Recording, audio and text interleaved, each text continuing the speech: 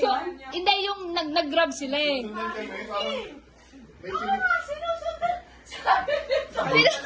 Nagkwenta kayo. Opo! Sabi ko sila yun.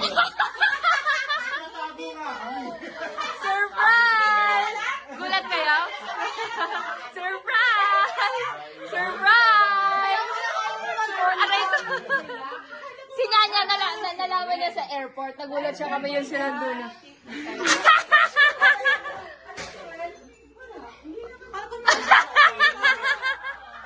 Ano?